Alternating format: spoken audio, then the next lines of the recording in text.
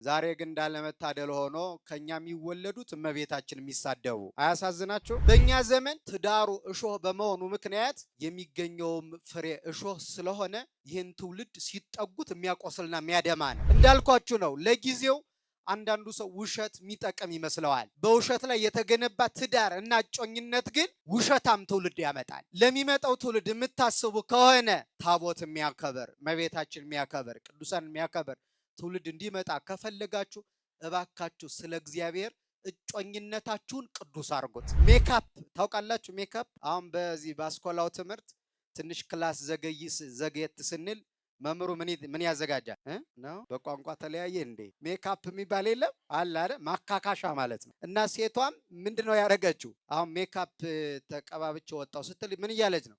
ማካካሻ ክላስ እየወሰድኩ ነው ማለት ነው። እንደዛ ብላ ትሄዳለች። ግን አንድ እውነት ልንገራችሁ፣ እግዚአብሔር ሁላችንንም ልክ አድርጎ ነው የፈጠረን። ለዚህ ነው በቤተ ክርስቲያን ክርስቲያኖች በቤተ ክርስቲያን ሁለት ተጋቢዎች ሲጋቡ የሚገቡት ቃል ኪዳን አለ። እሱ እንዴ ይላል? ብትከሳ፣ ብትጠቁር፣ ብትታመም፣ ብትመክን፣ ብትደክም፣ ብትሰንፍ ላልለያ። የአባት እርግማን አጥንት ይሰብራል፣ የእናት እርግማን ደግሞ መሰረት ይነቅላል ብለዋል። አባት የረገመው ሰው አጥንቱ ስብርብር ያለ ሰው መራመድ ይችላል። አባቱ የረገመው ሰው በህይወቱ ዘመን ሁሉ መራመድ አይችልም፣ አይቀናውም፣ መንገዱ ይሰነካከልበታል። እናት የረገመችው ደግሞ መሰረት የለውም። አሁን አንድ ተክል እዚህ ተክላችሁት ደግሞ ንቅል አድርጋችሁ እዚያ ብትተክሉት ደግሞ ንቅል አድርጋችሁ ልፍ አድርጋችሁ ብትተክሉት አያፈራም። የሚያፈራው አንድ ቦታ ላይ ምን ሲል ነው? እኛም በምድር በሰማይ የምንከብረው አንድ ቦታ ላይ ስንተከል መሰረት ሲኖረን። አሁን ብዙ ሰው ብዙ ክርስቲያን ሰካራም ነው፣ መጠኑን አያውቅም። በዚህ ምክንያት ክርስትናውን ያሰድባል። እንዲሁም በጣም ከማዝንበት ነገር አንዱ ልንገራችሁ። አንዳንድ በሌላ እምነት ያሉ ሰዎች ባሌ ሰካራምነቱን እንዲተውልኝ ከኦርቶዶክስ ላስወጣው የሚሉ ሚስቶች መጥተዋል።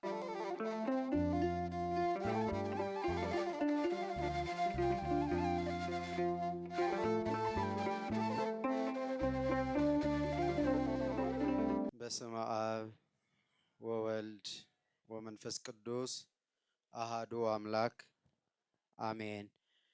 ይትባረክ እግዚአብሔር አምላከ እስራኤል ዘአብጽሐነ እስከዛቲ ሰዓት በሀብቱ ስቦ በረድኤቱ አቅርቦ በቸርነቱ ጠብቆ ከመዓቱ ሰውሮ ይቅርታውን አብዝቶ በዚህ ቅዱስ ስፍራ የሰበሰበን የቅዱሳን አባቶቻችን አምላክ ልዑል እግዚአብሔር ስለማይነገር ስጦታው ሁሉ ስሙ ለዘላለም የተመሰገነ ይሁን። ለቃል ርደት ለስጋ እርገት ምክንያት የሆነች የባህሪያችን መመኪያ አምላክ ወላዲተ አምላክ ክብርና ምስጋና ይድረሳት። በጸና ሃይማኖት በቀና ምግባር የተጓዙ ቅዱሳን ሁሉ ክብርና ምስጋና ይድረሳቸው። አንድ ላይ እልል ብላችሁ እግዚአብሔርን አመስግኑ።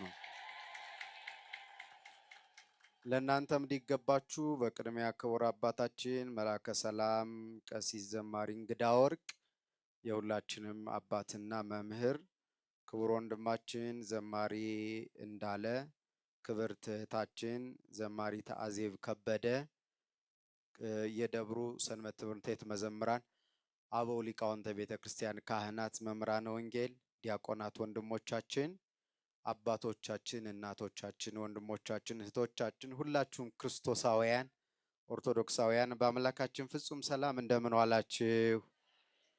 እንደምን ቆያችሁ? እንኳን አደረሳችሁ። አሜን። አምላካችን በምሕረቱ ብዛት ጠብቆ በማይቆጠር ረድኤቱ ጎብኝቶ ለዚህ ቅዱስ ቀን አብቅቶ እንድንባረክ ስለፈቀደልን ስለረዳን ስሙ በሰማይ በመላእክት በምድር በደቂቀ አዳም ለዘለዓለሙ የከበረና የተመሰገነ ይሁን። እንደ እግዚአብሔር ቅዱስ ፈቃድ ለሚቀሩን ጥቂት ደቂቃዎች የእግዚአብሔርን ቃል እንማራለን። በማስተዋል ሆነ እንድናዳምጥ በሰማነው እንድንጠቀምበት ለፍርድ እንዳይሆንብን መድኃኔዓለም በቸርነቱ ይጠብቀን። ሐዋርያው ቅዱስ ጳውሎስ ለሮሜ ክርስቲያኖች በጻፈው መልእክቱ ምዕራፍ 16 ቁጥር 5 ያለው ቃል የትምህርታችን መነሻ ኃይለ ቃል ነው። አምሁ ማህበረ ለውስተ ቤቶሙ፣ በቤታቸው ላለች ቤተ ክርስቲያን ሰላምታ አቅርቡልኝ በሚል ኃይለ ቃል ነው የምንማረው። እስኪ አብራችሁ በሉ። በቤታቸው ላለች ቤተ ክርስቲያን ሰላምታ አቅርቡልኝ። እስኪ በሉት። ቤታችሁን የናፈቃችሁ ማለት ነው። ቤት ላይ ቀራችሁ እኮ። በቤታችሁ በሉ ላለች ቤተ ክርስቲያን ሰላምታ አቅርቡልኝ። እስኪ ወንዶቹ በሉት።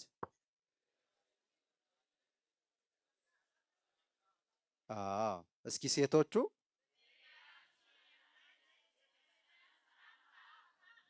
በጣም ጥሩ። እስኪ በጋራ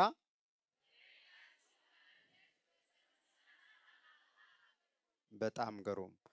በቤታችሁ ላለች ቤተ ክርስቲያን ሰላምታ። ይሄን ቃል የተናገረው ቅዱስ ጳውሎስ ነው።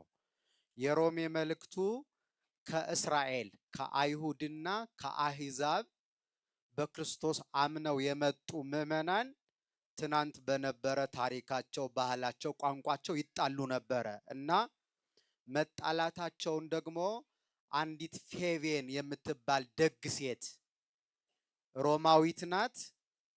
ባሏ የቆሮንቶስ ሰው ነው፣ የግሪክ ማለት ነው። ባላግብታ ቆሮንቶስ የሚባል ሀገር ሄዳ ትኖር ነበረ። በአጋጣሚ ባሏ ይሞትባትና ወደ ሀገሯ ወደ ሮም ተመልሳ ስትኖር በሮም የነበሩ ቅዱስ ጳውሎስ ያስተማራቸው ክርስቲያኖች በሃይማኖት አንድ ከሆኑ በኋላ በባህል በቋንቋና በሚያልፈው ነገር እየተበሻሸቁ ተለያዩ ማለት ተከፋፈሉ።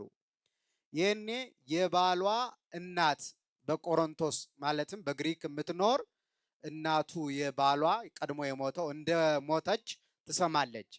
ይቺ ሴት ደግ ሴት ስለነበረች ማለትም ባሌ ከሞተ ከባሌ እናት ጋራ ምን ዝምድና አለኝ ሳትል ማለት ዝምድናው ተቋርጧል፣ ባሌ ነው ሙቷል ሳትል ልቅሶ መድረስ አለብኝ ብላ ቆሮንቶስ ሄደች።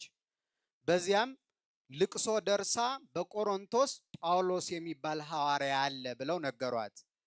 ሳላገኘው በረከት ሳልቀበል አልሄድም ብላ እሱ ወዳለበት ቦታ ስትሄድ በጥንተ ስብከት በሮም ያስተማርኳቸው ምዕመናን እንዴት ሆኖ ነው የሚኖሩ ብሎ ጠየቃት።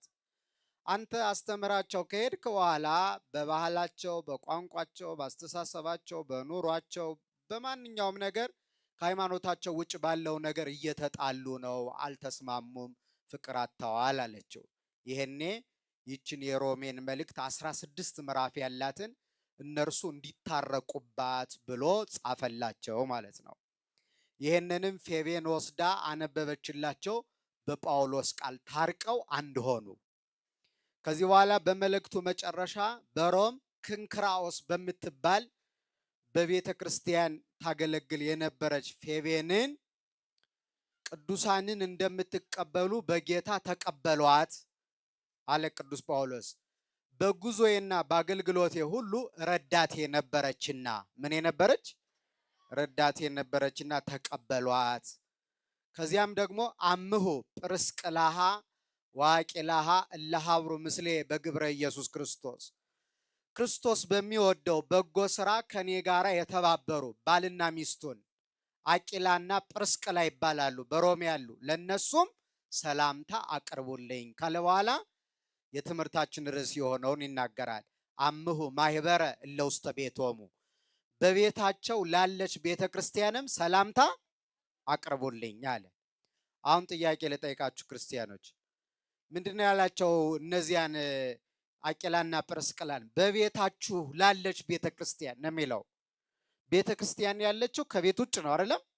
ቅዱስ ጳውሎስ ግን በቤታችሁ ላለች ቤተ ክርስቲያን፣ እነሱ ቤት ውስጥ ቤተ ክርስቲያን አለች ማለት ነው። ለሷ ሰላምታ አቅርቡልኝ ነው የሚለው። ምን ማለት ነው ካላችሁኝ፣ የክርስቲያን ቤተሰብ በሕጉ በትእዛዙ እግዚአብሔር በሚወደው ነገር ሁሉ የሚጓዝ የክርስቲያን ቤተሰብ ቤተ ክርስቲያን ይባላል ማለት ነው። ወደዚህ ከመምጣታችን በፊት ክርስቲያኖች በቤታቸው እግዚአብሔርን የሚያከብሩና የሚያስደስቱ ከሆነ ቤታቸው ራሱ ምን ሆኗል ማለት ነው? ታቦት የሌለበት ቤተ ክርስቲያን ሆኗል ማለት ነው። እንዲያውም እንደምታውቁት ባለፈው ሰኔ 21 ቀን የእመቤታችን የቅዳሴ ቤት በዓል አክብረናል። በሐዲስ ኪዳን የመጀመሪያዋ ቤተክርስቲያን በእመቤታችን ስም ከመሰራቷ በፊት ጌታ ካረገ በኋላ የክርስቶስ ደቀ መዛሙርት ቅዳሴ የት ይቀድሱ ነበረ ብትባሉ መልሳችሁ ምንድን ነው? ሰዎች ይጠመቁ ነበረ፣ ይቆርቡ ነበረ፣ ቅዳሴ ይቀደስ ነበር። ግን ቤተክርስቲያን አልተሰራም። የት ነው ካላችሁኝ፣ ቤተክርስቲያን እስኪሰራ ድረስ በክርስቲያኖች ቤት ቅዳሴ ይቀደስ ነበር። በሐዋርያት ዘመን ጥምቀት ያጠምቁ ነበረ፣ ቁርባን ያቆርቡ ነበረ ሐዋርያት። ስለዚህ የክርስቲያኖች ቤት ምንድን ነው ማለት ነው? ቤተክርስቲያን ነው ማለት ነው። እና በተለይ ደግሞ በቤት ውስጥ አባት አለ፣ እናት አለች፣ ልጆች አሉ። እነዚህ በእግዚአብሔር ሕግ ሲመሩ ይህ ህብረት ቤተክርስቲያን ይባላል። የቤተክርስቲያን ትርጉም ክርስቲያኖች ሁለት ነው። አንደኛው የምታውቁት ነው፣ ህንፃው ነው። ሁለተኛው ደግሞ ሰው ነው ቤተክርስቲያን የሚባለው፣ ወይም ደግሞ የኔና የናንተ ስብስብ። አሁን የሚሰራውንም ቤተ መቅደስ የምንሰራው ለማን ነው? ለኛ ነው። ህንፃው አይቆርብም፣ ህንፃው አያስቀድስም፣ ህንፃው አይጠመቅም። የተጠመቅነው የምንቆርበው በህጉ ጸንተን የምንኖረው እነማን ነን? እኛ ነን። ስለዚህ ያ ቤተሰብ ያ ስብስብ ቤተክርስቲያን ይባላል። የሐዋርያት ሥራ ምዕራፍ 8 ላይ እንደዚህ የሚል ቃል ተጽፏል። በኢየሩሳሌም ባለችው ቤተክርስቲያን ዘንድ ስደት ሆነ ይላል ቅዱስ ሉቃስ። በቤተክርስቲያን ዘንድ ስደት ሆነ ሲል ህንፃው ከስሩ ተነቅሎ ተሰደደ ማለት አይደለም። ቅዱስ እስጢፋኖስ ያስተማራቸው 8000 ምዕመናን በአይሁድ ቅናት ምክንያት እስጢፋኖስ በድንጋይ ተወግሮ ሲሞት ተበተኑ። ምን አሉ? ተበተኑ። የነሱን መበተን ምን አለው? በኢየሩሳሌም ባለችው ቤተክርስቲያን ዘንድ ምን ሆነ? ስደት ሆነ። ክርስቲያኖች ሲሰደዱ ቤተክርስቲያን ተሰደደች ማለት ነው። ምክንያቱም እነሱ ከሌሉ ህንፃው ምን ያደርጋል? ማን ያስቀድስበታል? ማን ይቆርብበታል? ይህን ርዕስ ያነሳውበት መሰረታዊ ምክንያት ክርስቲያኖች ስለ ሁለት ምክንያት ነው። አንደኛ ዛሬ አንድ እግዚአብሔር የሚወደው ቅዱስ ቤተሰብ ክብሩ የሚነገርበት ቀን ስለሆነ፣ ያ ቅዱስ ቤተሰብ ማን ነው? ዘካርያስ፣ ኤልሳቤጥ እና ማን? ይኸው የተሰበሰብንበት ቅዱስ ዮሐንስ መጥምቅ። አባቱ ቅዱስ፣ እናቱ ቅድስት፣ እሱ ቅዱስ። አይገርማችሁ? ስለዚህ መማር ስላለብን እዚህ የክርስቲያኖች ህብረት ቤተሰብ ላይ ስራ ካልሰራን በስተቀር ቤተክርስቲያንን ማስከበር ስለማይቻል የሚመጣው ትውልድ ሃይማኖት ያለው እግዚአብሔርን የሚፈራ ሰውን የሚያፈር እንዲሆን ቤተሰቡ ጤናማ መሆን አለበት። በተለይ እናትና አባት። ምንጩ ከደፈረሰ ውሃው ድፍርስ ነው፣ ምንም ጥርጥር የለውም። ምንጩ ንጹህ ከሆነ ደግሞ የምንጠጣው ውሃ ምን ይሆናል? ንጹህ ይሆናል። በእኛ ዘመን ድፍርስ ትውልድ የመጣው ትዳሩ ስለደፈረሰ ነው። መጀመሪያ ትዳሩ የደፈረሰ የሆነው ደግሞ እጮኝነት የሚባለው ህይወት የደፈረሰ ስለሆነ ነው በእኛ ዘመን። ስለዚህ ቅዱስ ቤተሰብ እየተማርን በእኛ ዘመን ያለው ደግሞ ቤተሰባችን ምን ይመስላል የሚለውን ማየት አለብን። ፓትርያርኩ የሚገኙት ከዚህ ቤተሰብ ነው። ጳጳሱ የሚገኙት ከዚህ ነው። መነኩሴው ከዚህ ነው። ካህኑ ከዚህ ነው። ዲያቆኑ ከዚህ ነው። መምህሩ ከዚህ ነው። ዘማሪያኑ ከዚህ ነው የሚገኙት። ንጉሱም ከዚህ ነው። ባለስልጣኑም ከዚህ ነው። እያንዳንዱ ሰው ደጉም ክፉም ሰው የሚገኘው ከትዳር ነው። ከቃሉ ጋር ናችሁ? እግዚአብሔር ከሁላችን ጋር ይሁን። ስለዚህ ይህን ቤተሰብ እንደ መስታወት አድርገን ራሳችን እንድናይበት፣ ስለዚህ ስለ ሁለቱ ዓላማ ነው ይህን ርዕስ ያነሳ ነው። እንዳልኳችሁ ይህ ቤተሰብ መሰረቱ ቅዱስ ነው። አይገርማችሁ? አንድ ቤተሰብ ውስጥ ሶስቱም ቅዱስ፣ አባትየውም ቅዱስ፣ ያውም ደግሞ ካህን ነው፣ በቤተ መቅደስ ማይጠንት የሚያጠን። እናቱ ደግሞ ቅድስት ናት፣ በእግዚአብሔር ፊት ያለ ነውር ያለ ነቀፋ የሚሄዱ ጻድቃን ናቸው፣ ኃጢአት የማይሰሩ በሕጉ በትእዛዙ የሚመላለሱ፣ በሕይወታቸው የደረሰባቸውን መከራ ውጣ ውረድ ሁሉ በክርስቶስም ታግሰው ጸንተው ያለፉ። በዚህ ምክንያት ዛሬ ለሁላችንም ጥላና ማረፊያ የሆነ ከደዌያችን የምንፈወስበት የልባችን መሻት የሚፈጸምበት ማረፊያ የሆነ ቅዱስ ልጅ ከዚህ ቤተሰብ ተገኘ። በዚህ ምክንያት ቤተክርስቲያናችን መስከረም 8 ቀን የአባቱን በዓል እንድናከብር፣ የካቲት 16 ቀን ደግሞ የእናቱን በዓል፣ ዛሬ ሰኔ 30 እና መስከረም 2 ደግሞ የእሱን በዓል እንድናከብር ስርዓት ሰራች። አባቱ ዘካርያስ በሰማዕትነት የሞተው መስከረም 8 ቀን ነው። መስከረም ስንት ቀን በዓሉ ይከበራል? ቅዱስ ነው አባቱ። የማን? የዮሐንስ መጥምቅ አባት። እንዲሁም ጌታ በወንጌል አይሁድን ሲወቅሳቸው ከአቤል ደም ጀምሮ እስከ በራክዩ ልጅ እስከ ዘካርያስ ደም ድረስ የነቢያት ደም በእጃችሁ አለባችሁ ወዮላችሁ ብሏቸዋል። እና የመጨረሻው እሱ ነው ማለት ነው። ከዚያ እናቱ ደግሞ እመቤታችን የምሕረት ቃል ኪዳን በተቀበለችበት የካቲት 16 ቀን ነው ኤልሳቤጥ ያረፈችው። በዓሏ ይከበራል። ዛሬ ልደቱ፣ መስከረም 2 ቀን ደግሞ እረፍቱ የቅዱስ ዮሐንስ መጥምቅ ይከበራል። ይሄ ሁሉ በረከት በቃል ኪዳናቸው እየተማጸን እንድንጠቀም የሆነው ቤተሰቡ ቅዱስ ስለሆነ ነው። እሱ ብቻ እንዳይመስላችሁ። የዮሐንስን መጥምቅ ስናነሳ፣ በተለይ ደግሞ የእረፍቱን ስናነሳ የሚያስደንቅ ታሪክ አለ። አሁን ልንገራቸው። አንገቱን ተቆርጦ አንገቱ ራሱ ብቻ የዮሐንስ ስንት ዓመት ነው ያስተማራቸው? 15 ዓመት። አይገርማችሁም? እግዚአብሔር ከቅዱስ ቤተሰብ ተገኝተው ራሳቸውን በቅድስና ያጸኑትን ቅዱሳን ምን ያህል እንደሚያከብር ራሱን እንደሚያስመስል በዮሐንስ እዩ። ጌታን እንዲህ እንለዋለን፣ ሙቶ ሳለ ሕያው ነው። እግዚአብሔር ወልድ ክርስቶስ ማለት ሙቶ ሳለ ምን? ይሄ ማለት ምን ማለት ነው? ጌታ በዕለተ ዓርብ 9 ሰዓት ቅድስት ነፍሱን ከቅዱስ ስጋው ለየ በፈቃዱ። ከዚያ በኋላ ዮሴፍና ኒቆዲሞስ መጥተው ሲገንዙት እንዲህ እያሉ ገነዙት። ሞትከኑ መንሥኤሆሙ ለሙታን፣ ሙታንን የምታስነሳቸው ሞትክን፣ ደከምከኑ መጽንዔሆሙ ለድኩማን፣ የደከሙትን የምታበረታቸው ደከምክን እያሉ ይገንዙት ነበረ። ይሄኔ አይኑን ግልጥ አርጎ ጌታ እንዴት እንዲህ እያላችሁ ትገንዙኛላችሁ አላቸው። ሙቷል አልሞተም? ደህና መሻችሁ። ሙቷል አልሞተም? ሙቶ እየገነዙት ነው እያልኳችሁ። ተነስቶ ነው። አንዱን ምረጡ። አይኑን ገልጦ አላችሁ። አንዱን ምረጡ። ሙቷል አልሞተም? ከሞተ እንዴት ያናገራል? አሁን እናንተ የሆነ ሰው ሙቶ እየገነዛችሁት እኔንም ትገንዙኝ አብረን በልተን አብረን ጠጥተን ቢላችሁ ምን ታደርጋላችሁ? ትሮጣላችሁ አይደለ? ረበለው ነቃ እንዴ ብላችሁ ማለት። አሁን ግን እየተገነዘ ያለው ማን ነው? ጌታ ነው፣ ሰው አይደለም፣ ተራ ሰው አይደለም ማለት ነው።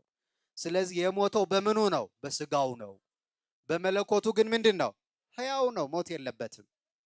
ስለዚህ አይኑን ግልጥልጥ አድርጎ ለምን አላቸው። ታዲያ ምን እያልን እንገንዝ ሲሉት ቅዱስ እግዚአብሔር፣ ቅዱስ ኃያል፣ ቅዱስ ሕያው ዘኢይመውት የማይሞት አምላክ እያላችሁ ሕያው፣ ዘላለማዊ፣ ቅዱስ፣ ጽኑ፣ ልዩ፣ ክቡር ብላችሁ ገንዙኝ አላቸው። ያኔ እያናገራቸው ቅዱስ እግዚአብሔር፣ ቅዱስ ኃያል፣ ቅዱስ ሕያው ዘኢይመውት እያሉ ገንዘው ቀበሩት። ምክንያቱም በስጋው ቢሞት በመለኮቱ ምን ስለሆነ? ሕያው እንደሆነ ስለተረዱ። ስለዚህ ጌታችን ሙቶ ሳለም ያናገራል። እንደዚያው ሁሉ ደግሞ ለወዳጁ ለቅዱስ ዮሐንስ መጥምቅ ደግሞ አንገቱ ተቆርጧል፣ ግን ደግሞ ያስተምራል። አይገርማችሁ? በቅዱሳን ታሪክ እንደዚህ ሰምታችሁ ታውቃላችሁ? ከሞተ በኋላ ተቀብሯል እኮ ሌላው አካሉ። አሁን የኛ ዕለተ ዕረፍቱን ሞቱን የምናከብረው መስከረም 2 ነው። ግን ደግሞ ራሱ ደግሞ 15 ዓመት ዓለምን ዙራ ታስተምራለች። ይህን ማን አረገ? እስኪ አመስግኑት በእውነቱ። ስለዚህ ክርስቲያኖች ይህ ቤተሰብ ይህ ህይወት ሰው ሲሆን መልአክ የሆነ ሁሉን የሆነ ሰው የተገኘበት ቤተሰብ ቅዱስ ባይሆን ኖሮ ይህን ቅዱስ አናገኘውም ነበረ። አሁን ልንገራችሁ። ለምሳሌ አንድ ቤተሰብ ውስጥ የሚያድግ ሰው ቤተሰቦቹ እናትና አባቱ ከቅድስና የራቁ ቢሆኑ እርሱ ማንን አይቶ ወደ ቅድስና ሊመጣ ይችላል? አስበን ታሪክ። በነገራችን ላይ ይህንን ታሪክ ዛሬ ቤተክርስቲያን እንድንማረው ያደረገችው መቀጠል ስላለበት ነው። የቅዱስ ዮሐንስን የዚህን ቅዱስ ቤተሰብ ታሪክ እየተረክ እንድንኖር አይደለም፣ እንድንደግመው በዘመናችን እንደ ዘካርያስ ያለ ካህን ዳግም እንዲመጣ፣ እንደ ኤልሳቤጥ ያለች ቅድስት እናት በማህፀኗ ያለው ልጇ ገና ሳይወለድ አምላኩን አውቆ የሚያመሰግን የአምላክን እናት የሚያከብር ልጅ የምታስገኝ ማህፀን ዳግም እንድትመጣ። ዛሬ ግን እንዳለመታደል ሆኖ ከኛ የሚወለዱት እመቤታችን የሚሳደቡ አያሳዝናችሁ? ከቅዱስ ቤተሰብ የተገኙ ግን እናቱን አመሰገኑ። ድምጿን ሲሰማ ነው ምስጋና የጀመረው ቅዱስ ዮሐንስ መጥምቅ። ቅድም እንደነገርኳችሁ ደግሞ ክርስቲያኖች ከመሰረቱ አንድ ቤት ከመሰረቱ የተናጋ ከሆነ ግድግዳውና ጣራው የጸና ሊሆን አይችልም። ነፋስ በመጣ ጊዜ ይወድቃል። ስለዚህ ከመጀመሪያው ህይወት ስንመሰርት ራሳችን ለእግዚአብሔር አስገዝተን ወደ ቅድስና መተን ከሆነ የምናፈራው ፍሬ ሁሉ ለቤተ ክርስቲያን የሚጠቅም ይሆናል። አጥብቀን አስበን ኦርቶዶክሳዊ ቤተሰብ ላይ ስራ መስራት አለብን። ቅዱሳን እንዲወለዱ እንዲመጡ። ሀገራችን እኮ በነገራችን ላይ ትዳራችን ቅዱስ ቢሆን ኖሮ ኢትዮጵያ ሀገራችን እንዲህ አይነት መከራ ውስጥ አትገባም ነበር። ሌባውም የሚገኘው ከትዳር ነው አይደለም? ዘማዊውም ከትዳር ነው የተገኘው። ሰው የሚገለውም ደም የሚያፈሰውም ከምን የተገኘ ነው? ከትዳር። ትዳር ካልተቀደሰ በጎ ትውልድ ፈጽሞ ሊመጣ አይችልም። የት ሊበቅል ይችላል? ትናንት እንዳነሳ ነው። መሬቱ ጥሩ ካልሆነ ጥሩ ፍሬ እንዴት ይገኛል? አሁን ያንዳንዱ ትዳር እሾህ ነው፣ ያንዳንዱ ደግሞ አለት ነው፣ አፈር የሌለበት ደንዳና ልብ፣ ለይቅርታና ለምሕረት እግዚአብሔር ያልተዘጋጀ። ያንዳንዱ ደግሞ መንገድ ነው። በዚህ ትዳር ውስጥ በጎ ፍሬ የሚበላ የሚጠጣ ይኸው ቃል ኪዳኑን እኮ በላ ነው፣ የቅዱሱን ጠጣ ነው እኮ የሚያስጠልል ቅዱስ። በእኛ ዘመን ትዳሩ እሾህ በመሆኑ ምክንያት የሚገኘውም ፍሬ እሾህ ስለሆነ ይህን ትውልድ ሲጠጉት የሚያቆስልና የሚያደማ ነው። እነዚህን ቅዱሳን እስኪ ይህን ሁሉ ሰው ያስጠለሉት እኮ እነዚህ ቅዱሳን ናቸው። ከየሀገራችን መተን ከአራቱም አይጎር ከአራቱም አቅጣጫ መተን በቅዱስ ዮሐንስ ቦታ ተጠለልን። ሁላችንም አንድ ሲሆን ሁላችን አስጠለለን። ለምን ካላችሁኝ ከቅዱስ ቤተሰብ የተገኘ ስለሆነ። እንዳልኳችሁ ነው። ለጊዜው አንዳንዱ ሰው ውሸት የሚጠቅም ይመስለዋል። በውሸት ላይ የተገነባ ትዳር እና እጮኝነት ግን ውሸታም ትውልድ ያመጣል። ለሚመጣው ትውልድ የምታስቡ ከሆነ ታቦት የሚያከብር እመቤታችን የሚያከብር ቅዱሳን የሚያከብር ትውልድ እንዲመጣ ከፈለጋችሁ እባካችሁ ስለ እግዚአብሔር እጮኝነታችሁን ቅዱስ አድርጉት። ስትተጫጩ እግዚአብሔር በመካከላችሁ ይኑር። እርሱ ሳይኖር ምንም አይነት ህይወት ብትጀምሩ አይሳካም። ይሳካል? አይሳካም። እሱ የሌለበት እጮኝነት፣ እሱ የሌለበት ትዳር፣ እሱ የሌለበት ልጅ ማሳደግ ምንም አይነት ውጤት አያመጣም። እግዚአብሔር አብሯችሁ እንዲኖር አድርጉ። ክርስቲያኖች እንዳይርቃችሁ፣ እንዳይለያችሁ። አታስታውሱም? የጌታ ደቀ መዛሙርት ከጌታ ተለይተው ጥብርያዶስ ወደሚባል ባህር ሄደው አሳ ያጠምዳሉ። ሌሊቱን በሙሉ መረብ ይጥላሉ፣ ግን አሳ አይገኝም። ምክንያቱም ማንን ጥለውት ሄደዋል? እግዚአብሔርን። እርሱ በሌለበት በመረባችን አሳ እንዲገባ መፈለግ ሞኝነት ነው። እና እያንዳንዱን ህይወታችን እናስተካከል። ለምሳሌ በእኛ ዘመን ልንገራችሁ፣ ከትዳር በፊት ሰው ትሆነኛለች ይሆነኛል ያለውን ነው የሚያጨው እንደምታውቁት ማለት። ግን ከመጀመሪያው ሲመሰረት ውሸት ይጀመራል። በአብዛኛው አሁን ታዩ ከሆነ ከተወሰኑት በስተቀር በውሸት ይጀመራል። እርሱ ያችን እወዳታለሁ ያላትን ሰው በቀጠረበት ቀን የተለየ ማንነት ይዞ ነው መሄደው ወደ እሷ። የመጀመሪያው ቀን የሌለውን ይህ አለኝ መኪና አለኝ፣ በጣም ደግሞ አንዳንዱ 7 መኪና አለኝ ይላል፣ ቤት አለኝ። በጣም የሚገርምሽ ለሰው ለድሃ በጣም ማዘን ደስ ይለኛል። ውሸቱን ነው። ግን እንዲህ አይነት ማለት ሰብዕናውን እንድትወደው ማለት ነው። እሷ አሁን እየወደደችው ያለው ሰብዕና የትኛው ነው? የሚነግራትን ነው እንጂ የሱን አይደለም። ምክንያቱም የሱን በትክክል አልነገራትም። እሷም በተመሳሳይ የመጀመሪያው ቀን በተቀጣጠሩበት ቀን ለብሳ የምትሄደው ልብስ የምትናገረው ነገር በሙሉ የሷ አይደለም። ጸጉሯ የሷ አይደለም፣ ፊቷ የሷ አይደለም፣ ጥፍሯ የሷ አይደለም ነው፣ ገዝተው ነው። ከዛ ሲያያት በቃ መቼም መልአክ ነው የምትመስል እንበል፣ እንደዚህ አይነት የምትመስል።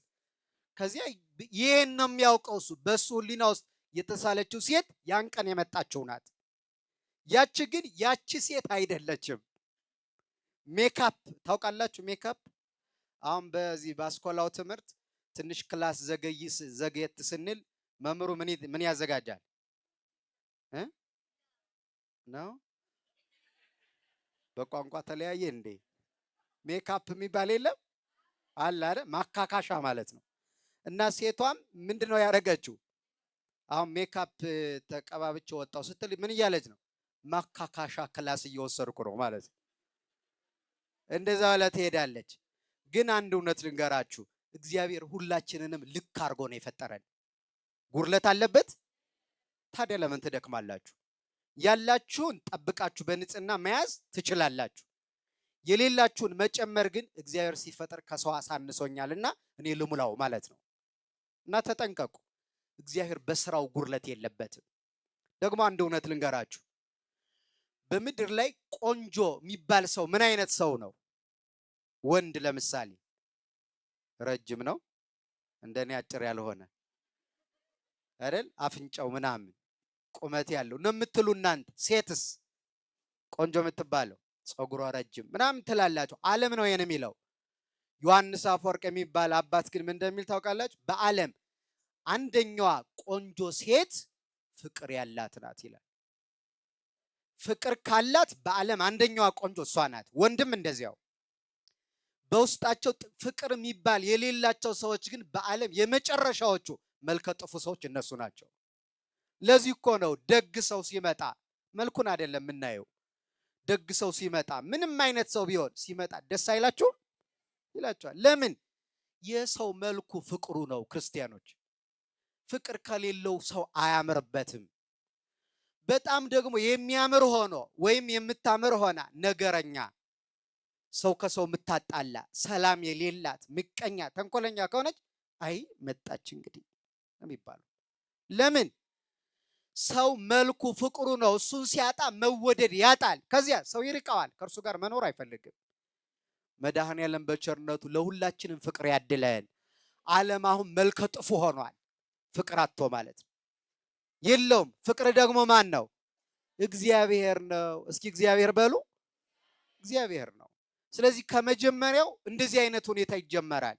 በነገራችን ላይ በእኛ በአዲስ አበባ ሰውየው አሁን ቅድም ባልኳችሁ በሜካፕ ነው ያገኛት እና ሰርጉ ከተከናወነ በኋላ ሁሉንም ውልቅልቅልቅልቅ ስታደርገው ሌላ ሰው ናት። ጥፍሩም ሲወልቅ ጸጉሩም እንደዚህ የሚከደን ነው። እሱን ስታነሳው የለችም ሴትዮዋ።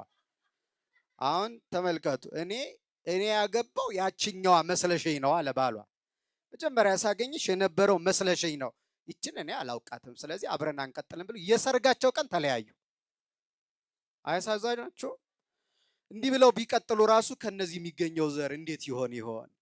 ያሳዝናል በጣም። እና ከውሸት መጀመር የለበትም። ቋሚ ምንድነው? በባህላችን ባነጋገራችንም እውነቱን ተናግሮ ከመሸበት እውነታ ማንነታችሁን ነግራችሁ ካልፈለጋችሁ ጥሩ ነው። እግዚአብሔር እየገለጠላችሁ ነው በጊዜው። ከዚያ ሰው ጋር አትቀጥሉ። እሱ ብቻ አይደለም፣ በስልክ በጮኝነት ዘመን ረጅም ጊዜ ያወራሉ ጆሮአቸው እስኪነድ ድረስ ማለት ነው። ከተጋቡ በኋላ ገና በ3 ደቂቃ ልዘገው ነው ይላል፣ እሷም ልዘገው ነው ትላለች። ትናንትና ግን እናቁም ይብቃ፣ እኔ ራሱ ምንም 1 ደቂቃ ያወራን አይመስለኝም ትላለች እሷ ማለት መጀመሪያ ላይ። በኋላ ግን እንደዚያ ይሆናል ማለት 1 2 3 ቀን ሳይገናኙ 3 ቀን አይደለም 1 ቀን ሳይገናኙ ቢያድሩ ትናንት ስላላየሁሽ ምግብ መብላት አቃተኝ ይላል። የዚያን ቀን ግን የሚገርማችሁ ያ ሰው 2 እንጀራ በልቷል። አያችሁ፣ ውሸቱን ነው ግን። እና እንዲሆነው ተመሰረተ በሉ እንግዲህ። ከዚያ እነዚህ ወዴት ሊሄዱ ነው? ወደ ትዳር ሲሄዱ የተመሰረቱት በውሸት ነው።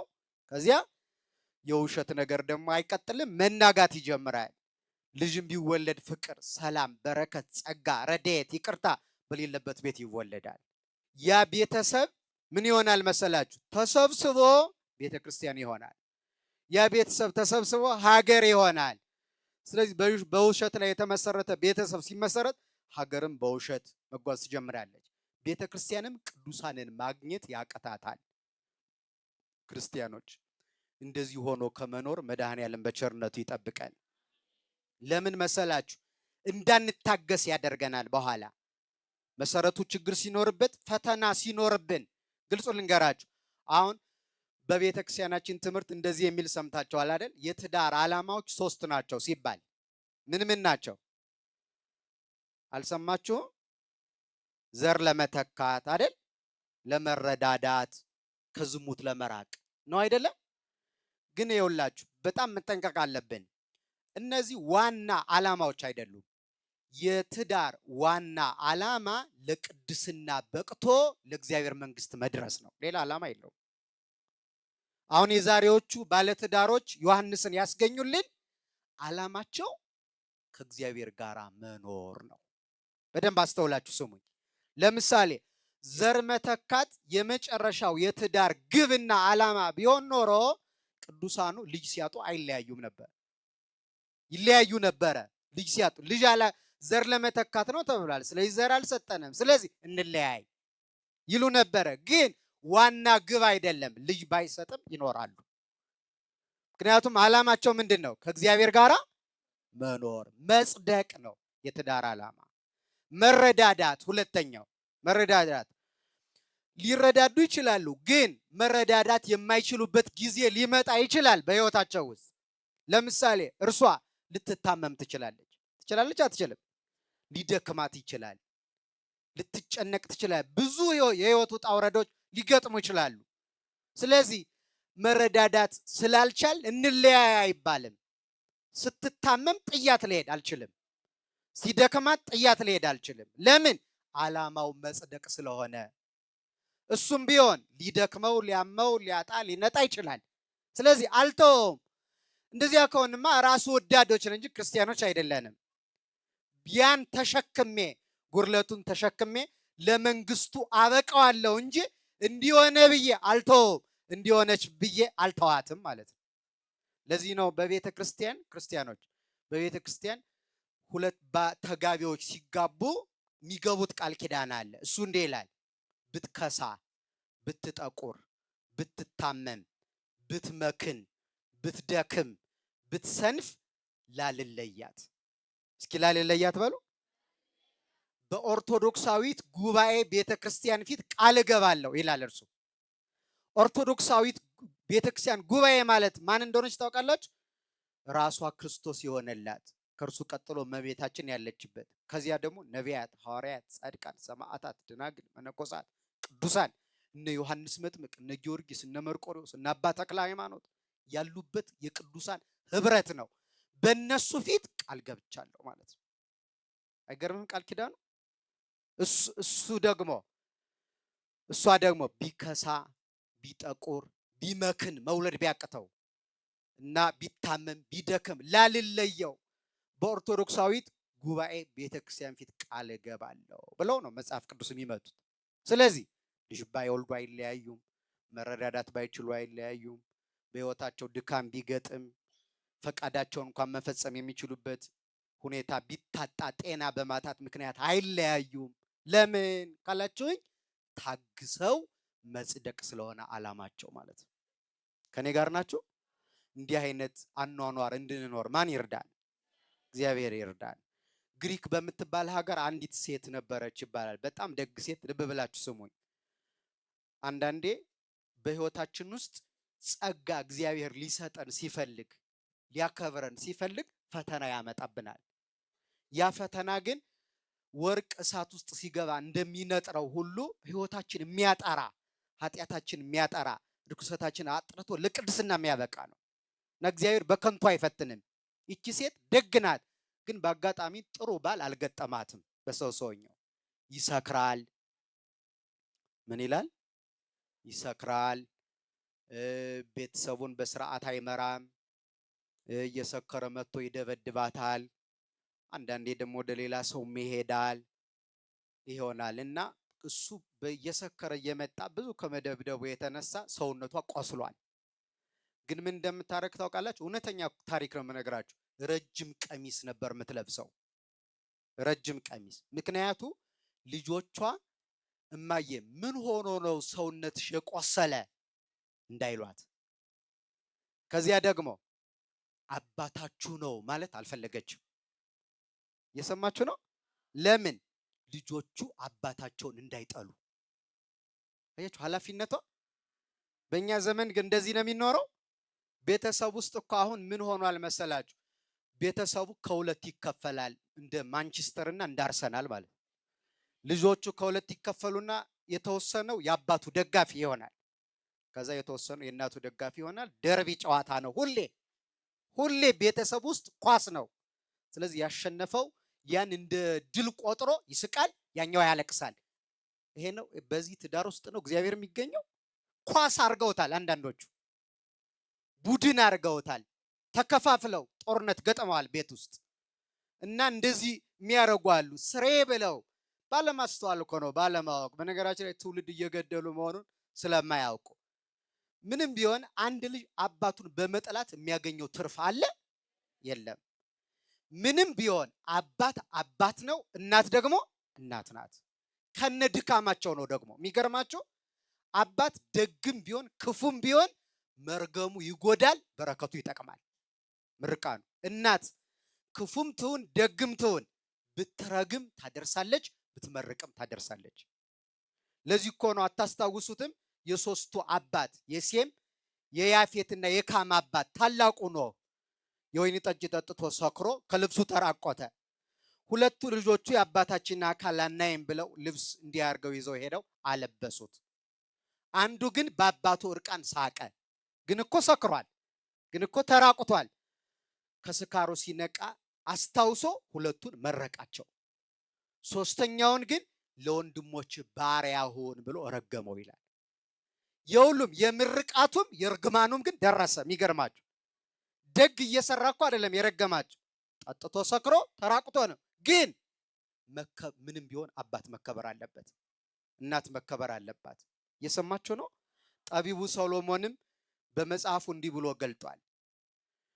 የአባት እርግማን አጥንት ይሰብራል፣ የእናት እርግማን ደግሞ መሰረት ይነቅላል ብለዋል። አባት የረገመው ሰው አጥንቱ ስብርብር ያለ ሰው መራመድ ይችላል። አባቱ የረገመው ሰው በህይወቱ ዘመን ሁሉ መራመድ አይችልም፣ አይቀናውም፣ መንገዱ ይሰነካከልበታል። እናት የረገመችው ደግሞ መሰረት የለውም። አሁን አንድ ተክል እዚህ ተክላችሁት ደግሞ ንቅል አድርጋችሁ እዚያ ብትተክሉት ደግሞ ንቅል አድርጋችሁ ልፍ አድርጋችሁ ብትተክሉት አያፈራም። የሚያፈራው አንድ ቦታ ላይ ምን ሲል ነው? እኛም በምድር በሰማይ የምንከብረው አንድ ቦታ ላይ ስንተከል መሰረት ሲኖረን ነው። እናት የረገመችው ሰው ግን መሰረት አይኖረው፣ ሲነቀል መኖር ነው። ከእንዲህ አይነት እርግማን ማን ይሰውረን? እግዚአብሔር ይሰውረን። ስለዚህ አባታቸውን እንዳይጠሉት ይሄን ትሰውር ነበረ። ህመሟን መከራዋን መከራ አድርጋ ልዩ ሴት ስለሆነች። ከዛ ምን አረገች? መቼም እንደምታውቁት በምድር ላይ ክፉ ሰው ለጊዜው ሰው ሊበድል ይችላል እንጂ መጨረሻ እሱ ይጎዳል። እና ድንገት ታመመ እና ሆስፒታል ገባ። ሲገባ ያ ሲያቆስለኝ፣ ሲደበድበኝ፣ ሲያዛዝነኝ የነበረ ሰው ነው ብላ አልጠላቸውም። ምክንያቱም አካሏ ስለሆነ። ምኗ ስለሆነ? አካሏ ስለሆነ። አሁን አንድ እግሬን ቢጠልፈው ልቀየመው አልችልም። ምክንያቱም በአንድ ሰውነት ላይ የበቀሉ አካላት ስለሆኑ ማለት ነው። አያስገርምም ማለት ነው። እና ተመላልሳ አስታመመችው እንደሚገባ አርጋ። ከዚያ ደግነቷን አይቶ ዘመኔን ሙሉ በድዬሻለሁና ይቅር በይኝ አላት። አያችሁ፣ ይሄን ሰው በእውነተኛ ማንነቷ ምክንያት ምን አረገችው? የይቅርታ ልብ እንዲኖረው አረገችው። እኔማ ለምን ይቅር እልሃለሁ? አካሌ እኮ ነህ፣ ባሌ እኮ ነህ፣ የልጆች አባት እኮ ነህ። ልጠላህ አልችልም። ምክንያቱም የራሱን አካል ሊጠላ የሚቻለው ማንም የለም ብሏል ቅዱስ ጳውሎስ።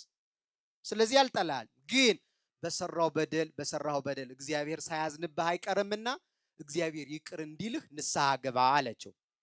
ካህን አምጪልኝ አላት። ሆስፒታል ውስጥ ሆኖ ኃጢአቱን ተናዘዘ፣ ንስሐ ገባ። ግን እንዳይጾም እንዳይሰግድ ምን ላይ ነው ያለው? ምን አረገች መሰላችሁ? እሷ ከልጆቹ ጋራ ለባሏ የተሰጠውን የጾምና የስግደት ቀኖና ተካፍላ ፈጸመችለት። እሱ ታሟላ። ከፈጸመችለት በኋላ እዚያው እንዳለ ሆስፒታል ላይ አቆረቡት ካህናት። ቆርቦ ሞተ።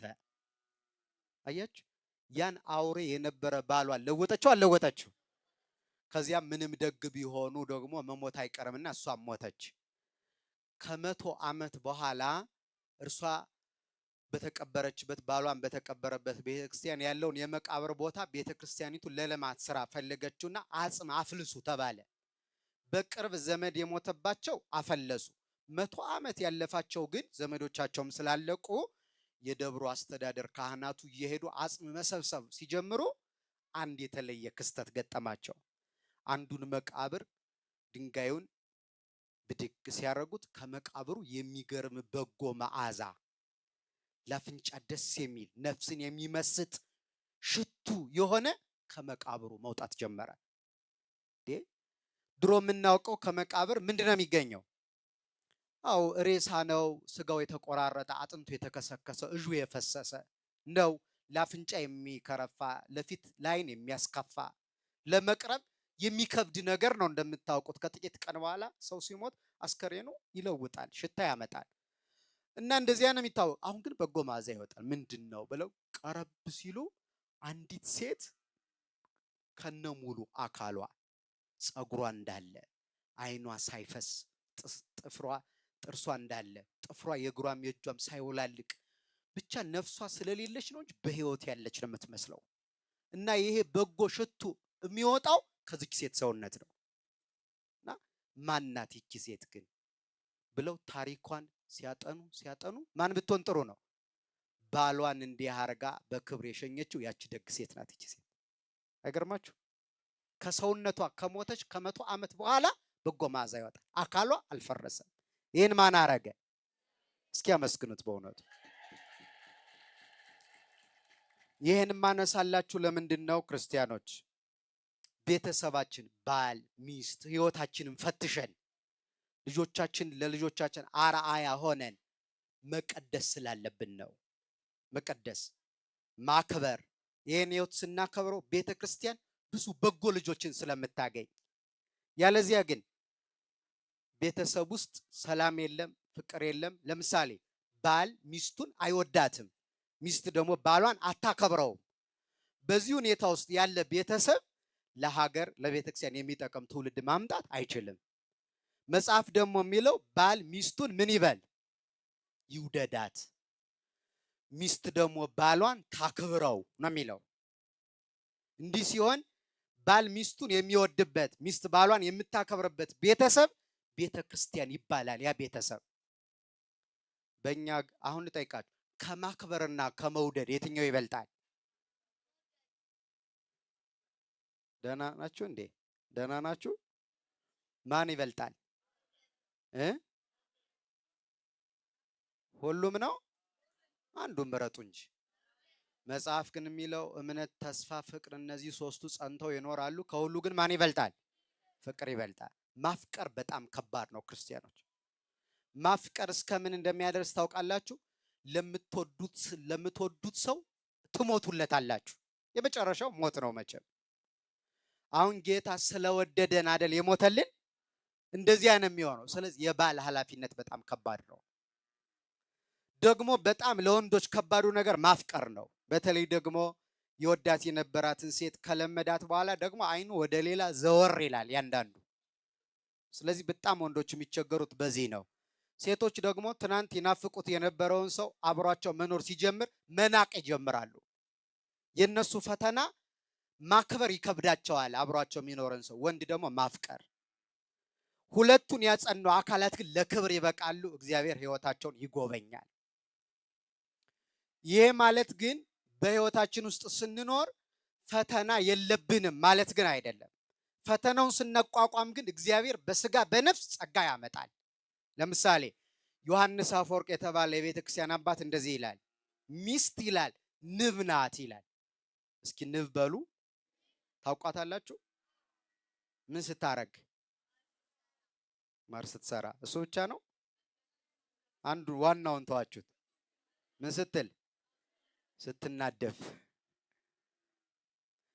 የእናቶቻችን የእህቶቻችን ጸጋ ሁለት ነው። እሱ ምንድነው? ማር መስራት ይችላሉ። በጣም እግዚአብሔር በሰጣቸው ጸጋ ማር ምንድነው?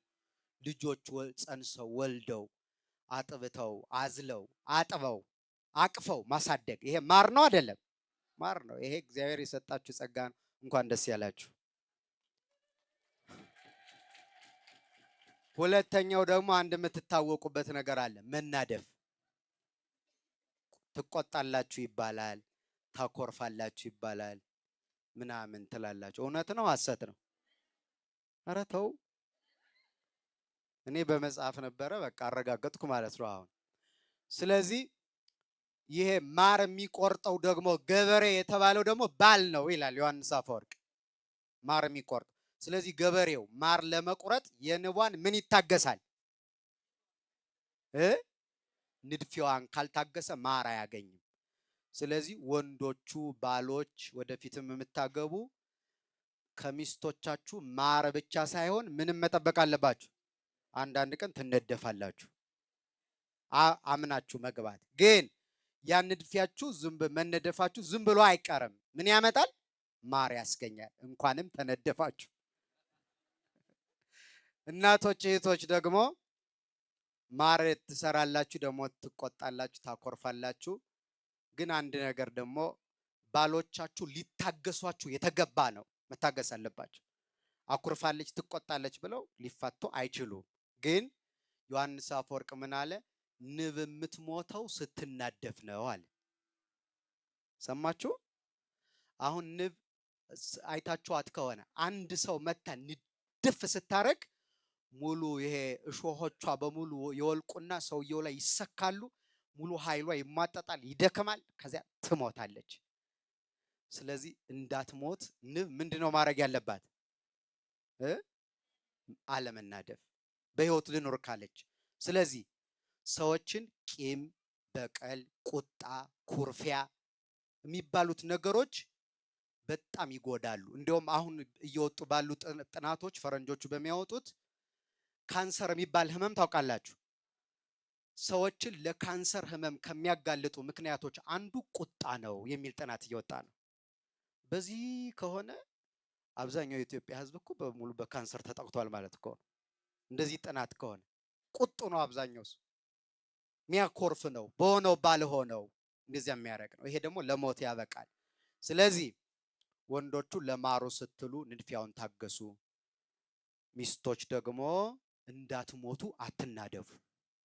እሺ፣ ይህን የምናነሳው በምክንያት ነው። ዝም ብሎ ነገሮች ሁሉ አልጋ ባልጋ ስለማይሄዱ ማለት ነው።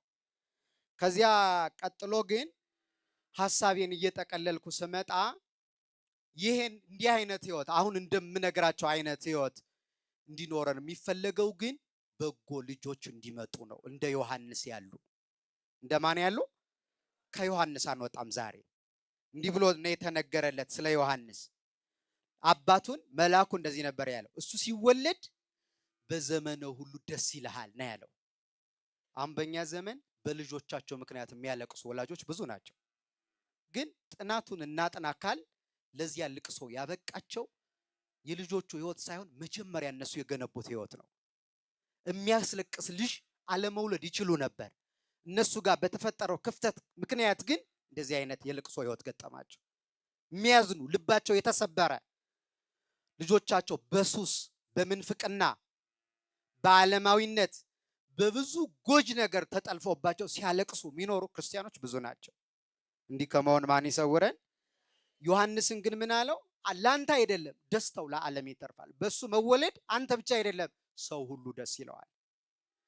ለጉረቤቶቹ፣ ለሀገሩ፣ ለቤተክርስቲያኑ ደስታ የሆነ ልጅ ታገኙ ዘንድ ትዳራችሁን ቀድሱ። ቤታችሁ ቤተ ክርስቲያን ትሁን።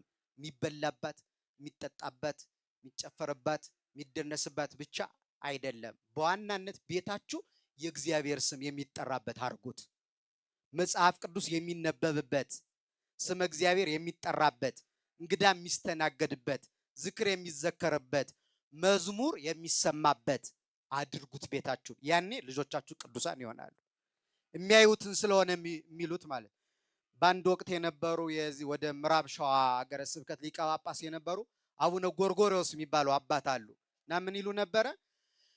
ቤተክርስቲያን ስትሄዱ ልጆቻችሁን ይዛችኋቸው ሄዱ ይላል። በዚህ ጉባኤ አንዱ ደስ ያለኝ ነገር ይሄ ነው። በጣም ብዙ ወላጆች ልጆቻችሁን ይዛችሁ መጣችሁ እንዲሳተፉ ያደረጋችሁበት ነገር ብዙ አስደናቂ ትምህርት ተምረናል። ያለውን እንድታጸኑ የጎደለውን እንድትሞሉ ነው የምናስተምራችሁ። ልጆቻችሁን ይዛችኋቸው ሄዱ። ጸበል ስትጠጡ ይዩዋችሁ፣ ስትጠመቁ ይዩዋችሁ፣ ስትቆርቡ ይዩዋችሁ፣ ወንጌል ስትሳለሙ፣ ገርል ስትሳለሙ ይዩዋችሁ። ዝክር ስትዘክሩ ዳቦውን አሸከማችሁ ቤተክርስቲያን ይዛችኋቸው ሄዱ። ጠላውን አስይዟቸው። ለምን ካላችሁኝ ነገ እናንተ የማትኖሩበት ጊዜ ሲመጣ ራሳቸውን ችለው ቤተክርስቲያን ይሄዳሉ።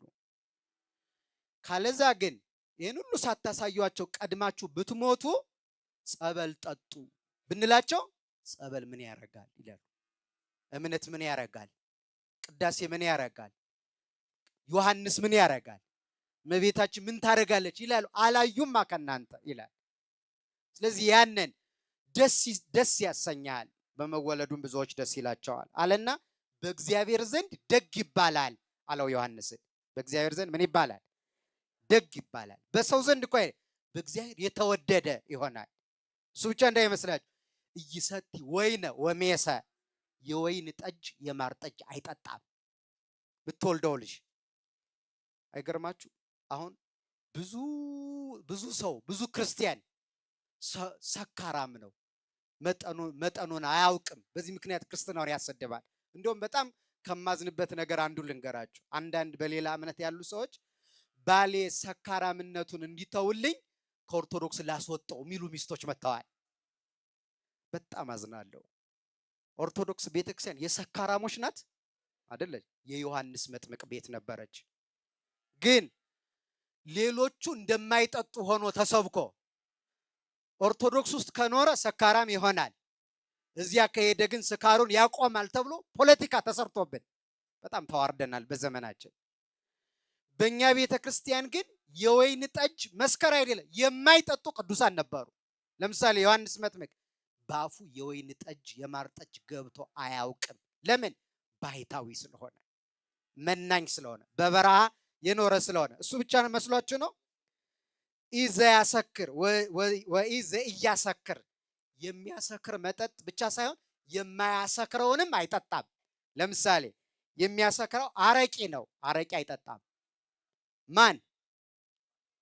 ስለ ዮሐንስ ነው እያነሳን ያለ። አረቂ አይጠጣም ይልና የማያሰክር ደግሞ ቡና አይጠጣም ነበር። ቡና ይጠጣል አይጠጣም? አዎ ይጠጣል። እርሱ ግን ባሕታዊና መናኝ ስለሆነ ከሚያሰክረውም ከማያሰክረውም ጭራሽ ከዓለም ምግብ ተለይቶ የኖረ ባሕታዊ ነው። ቡና እግዚአብሔር የፈጠረው ፍጥረት ነው፣ ርኩስ አይደለም። እግዚአብሔር ርኩስ ፍጥረት አልፈጠረም። ግን ቡና ስትጠጡ አምልኮ አታድርጉ። እንደዚህ እንትን እያረጋችሁ ጥሬ እየበተናችሁ ይሄ ደረጃ አውጥታችሁ ይሄ መጀመሪያ የምትሉት ምንድነው ስሙ? አቦል ቶና በረካ አትበሉ። ዝም ብላችሁ የምትጠጡ ከሆነ አርፋችሁ ጠጡ። ከዚያ ውጭ ደግሞ ተውት፣ ሱስ አይሆንባችሁ። አምልኮ አትፈጽሙ። ይህን ስለሰጠህን እናመሰግናለን ብላችሁ እግዚአብሔርን አመስግናችሁ ጠጡ። ከኔ ጋር ናችሁ? ከዚያ ውጭ እሱ ግን መናኝ ስለሆነ ይሄን አያረግም ነበር። ይመልል ለምን ካላችሁ ይመልል አይሌሁ መንፈስ ቅዱስ እምከርሰሙ፣ ከእናቱ ማኅፀን ጀምሮ በመንፈስ ቅዱስ ሰክሮ ስለነበረ። አባቶቻችን በመጠጥ አይደለም በመንፈስ ቅዱስ ነው የሰከሩ። ከዚያ ጊዜ ለዚያ እኮ ነው በመንፈስ ቅዱስ ጸጋ ስለሰከረ ገና በ6 ወሩ እመቤታችን ስትመጣ ወደ ላይ የዘለለው የሰገደላት። ለዚህ ነው እስራኤልን ወደ እግዚአብሔር ይመልሳል። ከአምልኮተ ጣዖት ሰዎችን አውጥቶ ወደ እግዚአብሔር ይመልሳል። ወየሐውር ቅድሜሁ መንፈስ ቅዱስ፣ በመንፈስ ቅዱስ መሪነት ዘመኑን በሙሉ መንፈስ ቅዱስን ከፊቱ እያስቀደመ ወበኃይለ ኤልያስ፣ በመንፈስ ይሐውር ወበኃይለ ኤልያስ፣ በነቢዩ በኤልያስ መንፈስ ማለትም ነቢዩ ኤልያስን ይመራው በነበረው በመንፈስ ቅዱስ መሪነት ይጓዛል። ከመይሚጥ ልበ አበው ሀበ ውሉድ፣ የአባቶችን ልቡና ወደ ልጆች ይመልሳል። የአባቶችን የጸሐፍት ፈሪሳውያን ልቡና ወደ ሐዋርያት ይመልሳል። ወህሊና ከሃዲያን ሀበ አእምሮ ጻድቃን፣ ያመጣል። ሕጉን ይሰራ ዘንድ በተለይ ደግሞ ሕዝቡን ለእግዚአብሔር ያዘጋጅ ዘንድ ቀድሞ ከ6 ወር በፊት ስብከት ይጀምራል። ሕዝቡን ለማን ያዘጋጅ ዘንድ? የጌታን መንገድ አዘጋጁ፣ ጥርጊያውን አቅኑ፣ ሰንከል ካለው መንገድ ይቅና፣ አዘቅቱ ይሙላ፣ ተራራው ይናድ፣ የእግዚአብሔር የማዳኑ ቀን ደርሷል እያለ እየሰበከ ነው የመጣው።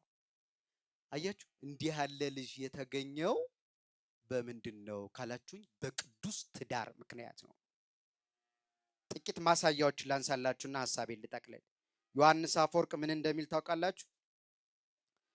የሳሙኤልን እናት ሐናን ምሰሏት እናቶች ይላል። ልጅ ስታሳድጉ የሳሙኤልን እናት ሐናን ምሰሏት።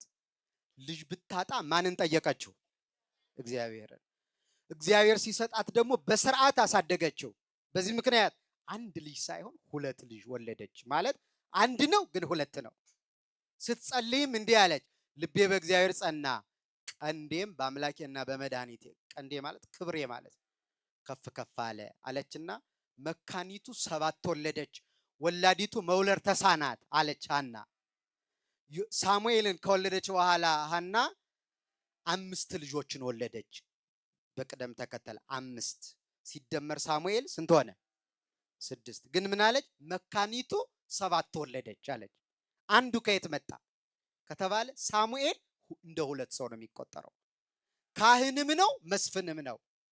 ይቀድሳልም ሕዝቡንም ይመራል። አያችሁ፣ ትዳራችን ብንቀድስ ኖሮ እንደ ሳሙኤል ያለ፣ እንደ ላሊበላ ያለ፣ እንደ ይምርሃነ ክርስቶስ ያለ፣ እንደ ገብረ ማርያም ያለ፣ እንደ ናአኩቶ ለአብ ያለ የሚቀድስ ቄስ፣ ሀገር የሚመራ ባለስልጣን በአንድ ጊዜ እናመጣ ነበረ። ያ ዘመን የቤተክርስቲያን ወርቃማ ዘመን ይባላል። ያ ዘመን ሲያበቃ ደግሞ የቤተክርስቲያን የጨለማ ዘመን የሚባለው መጣ። የወለደችው ልጇ ይቀድሳል፣ ያቆርባል። ይገርመኛል በጣም። ይምርሃነ ክርስቶስ የሚቀድስ ካህን ነው፣ የሚመራ ንጉስ ነው። ደግሞ ሲቀድስ ዜና ሕይወቱን እየሰሙ ብዙ ሰዎች ከአራቱም አቅጣጫ በሱ እጅ ለመቁረብ ይመጡ ነበረ ይላል ገድሉ። ሲመጡ ቆራቢው በስቶ ሰዓቱ ይመሻል። ይሄኔ ቅዱሱ ምን ይላል? የኢያሱ አምላክ በገባውን ለኢያሱ ፀሐይን ያቆምክለት፣ ለእኔም በኢትዮጵያ ምድር ፀሐይን አቆምልኝ አቆርቤ እስከምጨርስ ብሎ ሲጸልይ በኢትዮጵያ ምድር ፀሐይ ቆመች ይላል ገድሉ። አቆርቤ እስከምጨርስ ፀሐይ እንዳትገባ አለ። እስኪቆርቡ ምዕመናን ፀሐይ ቆመ። ሌላው ዓለም ጨልሟል፣ በኢትዮጵያ ግን ፀሐይ ታበራ ነበር። አይገርማችሁ? እንዲህ አይነት ልጅ ወልዳ ነበረ። ቅዱስ ላሊበላ ይቀድሳል፣ ያቆርባል፣ ይመራል፣ ቤተ መንግስት ሳይሰራ። የሱ ደግሞ ይገርማል። 40 ዓመት ሀብታሟን ኢትዮጵያ የዛችኛዋን መርቶ ሲሞት ግን የሚከፈንበት ከፈን የሌለው ድሃ ንጉስ፣ ሀብታም ሀገር እየመራ ከፈን እንኳን የሌለው ንጉስ በመዋዕለ መንግስቱ 40 ከዙፋኑ ወርዶ የኔ ቢጤ ልብስ ለብሶ ተሰውሮ ከተማ ወጥቶ ስለ መድኃኔዓለም እያለ ይለምን ነበር ይላል ገድሉ። መቼ 40። እስኪ ልመና ምን ይሆን ስሜቱን ልረዳው ብሎ አንደኛ። ሁለተኛው ዓርብ ጌታዬ ስለኔ የተሰቀለበት ቀን ነው ብሎ ንግስናውን ትቶ ለልመና ይወጣ ነበር ይላል። አይገርማችሁ? እንዲህ አይነት ልጆችን ወልዳ ነበረ ቤተክርስቲያን። በጣም ተጠንቀቁ ክርስቲያኖች። ያ ካልሆነ ግን ኃላፊነታችን ማንወጣ፣ ትዳራችን ማንቀድስ ከሆነ ግን ግልጹ ልንገራችሁ ምን አይነት ሰው እንደሚፈጠር ማለት ነው። ተመልከቱ። በብሉይ ኪዳን የካህኑ የኤሊ ልጆችን ታስታውሳላችሁ? እየሰማችሁ ነው? ግን የጨረስኩ ነው። የካህኑ የኤሊ ልጆቹ በቤተ መቅደስ 3 በደል በደሉ። አንደኛው 24 ሰዓት የማይጠፋውን የቤተ መቅደሱ መብራት ምን አሉት? አጠፉት። ለነሱ የማይገባውን ሊቀ ካህናቱ የሚደርሰውን ከመስዋዕቱ የሊቀ ካህናቱን ድርሻ እኛ ከማን እናንሳለን ብለው ወሰዱና በሉት። ያን በሉት። 3ኛ መቅደሱን ይላል መቃጠሪያ አደረጉት። ሴቶቹ ሲመጡ ከሴቶቹ ጋር በመቅደሱ የማይገባ ስራ ይሰሩ ነበረ የካህኑ የኤሊ ልጆች። አንዳንዴ እንደዚህ ገጥመናል።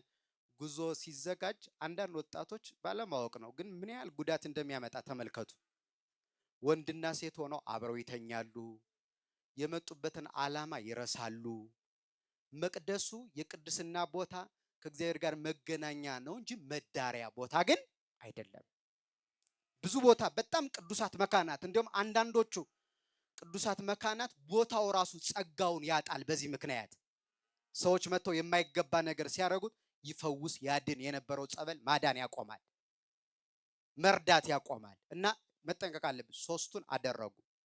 ከዚያ ምን እንደተፈጠረ ታውቃላችሁ? ጠላት ተነሳ። ከጠላቶቻቸው ጋር ታቦተ ጽዮንን ይዘው ተዋጉ። ሲዋጉ ታቦቷ ተማረከች፣ እነሱ በጦርነቱ ሞቱ። አባታቸውም የታቦተ ጽዮንን መማረክ የልጆቹን መሞት ሲሰማ ከወንበር ላይ ወድቆ ሞተ። አያችሁ? ያኔ ቢቆጣቸው ኖሮ አብነት ቢሆናቸው ስርዓት ቢያሳያቸው ኖሮ እግዚአብሔርም እንዲህ ያለው ከኔ ይልቅ ለልጆች አድልተሃል ነው ያለው። እኔ ልታስቀድም ይገባህ ነበረ ብሎ ተቆጥቶታል። ሌላ በጣም ብዙ ማንሳት እንችላለን። ይሁዳን ታስታውስታላችሁ? ይሁዳ ካልተቀደሰ ትዳር የተገኘ ልጅ ነው። አባቱ እጅግ በጣም ትዕቢተኛ፣ ሰው ማያከብር ሰው ነበረ ይላል ታሪኩ። በተለይ በዘመኑ የነበረው ነቢይ እንባቆም ይባላል። በይሁዳ አባት መንደር ነበር ለማስተማር ሲሄድ የሚያልፈው እና አንድ ቀን ድንጋይ ላይ ተቀምጦ የይሁዳ አባት አገኘው። ከዚያ የእግዚአብሔር ሰው ሲመጣ፣ አባት ሲመጣ፣ መምህር ሲመጣ፣ ትልቅ ሰው ሲመጣ መነሳት አይገባም? ገባል አይገባም? እርሱ ግን ዝም ብሎ እኔ ከማን አንሳለሁ ብሎ በትዕቢት ትልቅ የእግዚአብሔር ሰው እያለፈ ዝም አለ። በመጀመሪያው ዝም አለው። አስተምሮ ሲመለስ ደግሞ ጭራሽ እንዳይነሳ አፍሮ ዝም እንዳይል ኮርቶ እንደዚህ ብሎ ጭራሽ ተሸፋፈነ። አያችሁ? እንዲህ አለ። ከዚያ እንዲህ አለው ካንተ የሚወለደው እንደ መጀመሪያ ድንጋይ በድንጋይ ላይ ተቀምጧል አለው። አንዱ ድንጋይ ማን ነው? ሰውየው ራሱ። ሰው የማያከብር ሰው፣ ትሁት ያልሆነ ሰው፣ የእግዚአብሔርን ሕግ የማይጠብቅ ሰው ከድንጋይ አይሻልም ማለት ነው። ምን ልዩነት አለው? የተሰጠን አእምሮ ለበጎ ነገር ካልተጠቀምንበት ከድንጋዩና ከእንጨቱ በምን እንለያለን? ድንጋይ በድንጋይ ላይ ተቀምጧል። ካንተ የሚወለደው አባቱን ይገላል፣ ይሰልባል፣ እናቱን ሚስት ያደርጋል፣ ጌታውን ይሸጣል ብሎ ትንቢት ተናግሮ ሄደ። አሁን ተመልከቱ። ከዛ እንዲህ ብሎ ሄደ። ከዛ ሄደና ቤቱ ዛሬ ደግሞ አንድ የእግዚአብሔር ነቢይ ነኝ የሚል ካልተነሳህልኝ፣ ካላከበርከኝ ብሎ አለ ብሎ ያገኘ ያጣውን ይቀባጥራል። ምን አለህ? ድንጋይ በድንጋይ ላይ ተቀምጧል አለኝ። ካንተ የሚወለደው አባቱን ይገላል፣ እናቱን ሚስት ያደርጋል፣ ጌታውን ይሸጣል አለኝ ብሎ ለሚስቱ ነገራት። አንተስ ምን ትጎዳለህ ብታከብረው አለችው። ሰው ማክበር ይጎዳል? ክርስቲያኖች፣ ጥሩ ሰው መሆን ጉዳት አለው የለውም እኮ።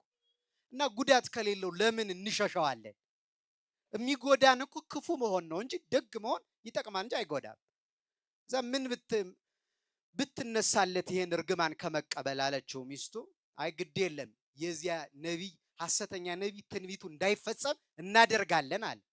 እንዴት አድርገን ስትለው በቃ ከዛሬ ጀምሮ አልጋ እንለይ አላት። በቃ አብረን አንተኛም። ማን እንዳይጸነስ? ይሁዳ እንዳይመጣ ማለት። እግዚአብሔር የተጣላው ሰው ግን በዚህ ምክንያት ማስቀረት ይችላል? አይችልም። ንስሐ ነበር መግባት የነበረባቸው። ከዛ አልጋ እንለይ አሉ። ለዩ ለተወሰነ ቀን። ከዚያ አንድ ቀን ጠጥቶ መጣና አብረን እንተኛ አለ። እንለያ አላልክም? የነቢዩ ትንቢት እንዳይፈጸም አለችው ሚስቱ።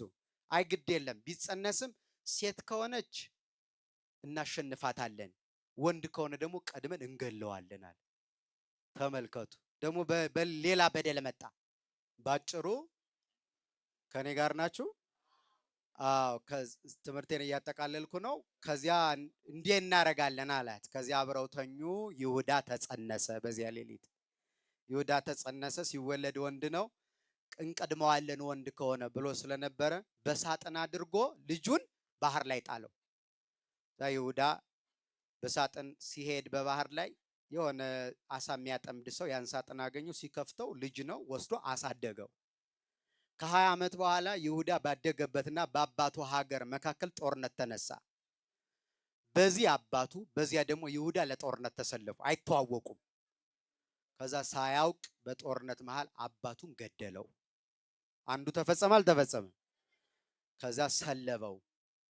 እዚያ የይሁዳ ያደገበት ሀገር ሰዎች እያሸነፉ መጡና የእናቱን የአባቱን ሀገር ወረሩ ማለት ነው። ወረው የፈለጉትን ቤት ይዘርፋሉ። ምን ይላሉ?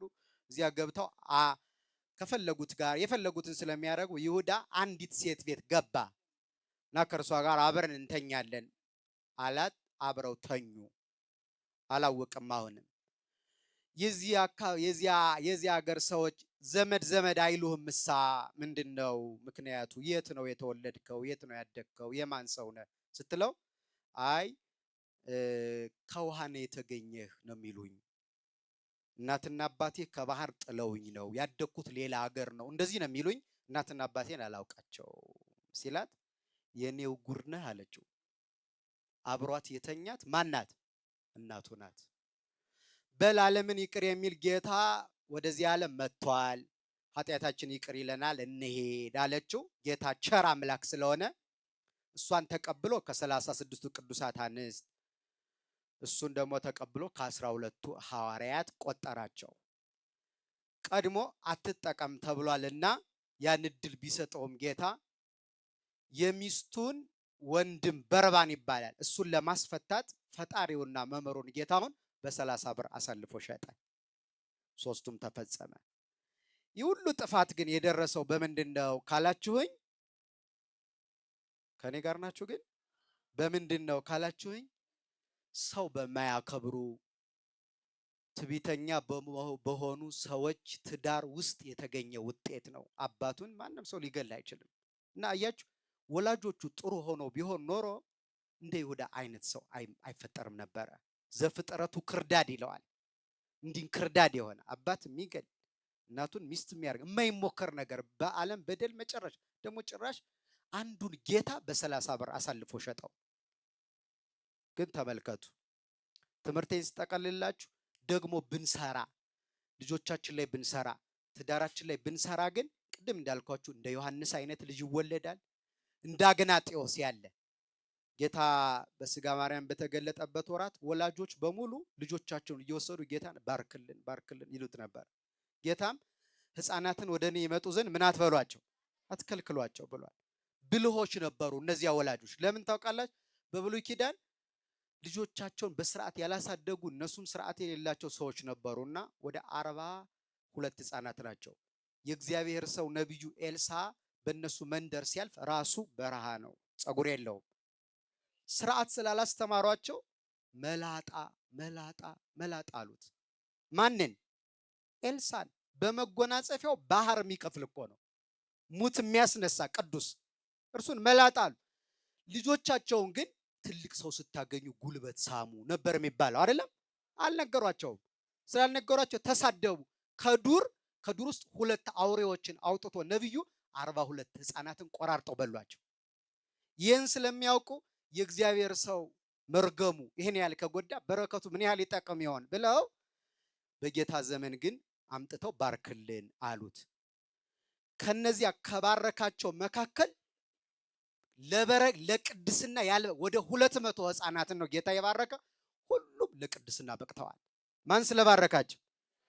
ከነሱ አንዱ ለሐዋርያት እንደዚህ ሕፃን ካልሆናችሁ የእግዚአብሔር መንግስት አትወርሱም ያላቸው ሕፃን አግናጤዎስ ይባላል። በኋላ ሊቀ ጳጳስ ሆኗል። ቤተክርስቲያን በቀን አገልግሏል። በሰማዕትነት ነው ያለፈ። ይችል ልንገራችሁ፣ ወደ ለተራቡ አንበሶች ሊሰጥ በሚሄድበት ጊዜ ጓደኛውን አገኘው። አንድ የቤተክርስቲያን አባት። አያችሁ መባረክ ከተቀደሰ ትዳር በሚገባ በስርዓት ብናሳድግ እንዴት አይነት ሰው እንደሚገኝ አግናጤዎስን ተመልከቱ። ሲወስዱት ወታደሮቹን እባካችሁ አንዲት ፋታ ስጡኝ፣ ለወንድሜ አንድ አደራ አለኝ አለው። እሺ ብለው ሲሰጡት እሱ ጋር ሄዶ ምን እንዳለው ታውቃል? ሊሞት እየሄደ እኮ ነው። የቤተ ክርስቲያንን ነገር አደራ አለው። የምዕመናንን ነገር አደራ ብሎ ወደ ሞት ሄደ። ለተራቡ አንበሶች ተሰጠ። ቆራርጠው በሉት።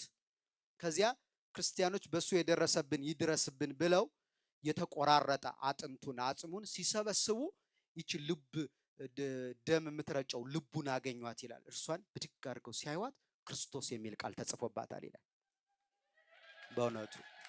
ስለዚህ ክርስቲያኖች እኛም በቀሪ ዘመናችን ትዳራችን ቀድሰን በጎ ትውልድ አምጥተን ሀገር ቤተክርስቲያን አርፈው እንዲኖሩ መድኃኔዓለም ይርዳን።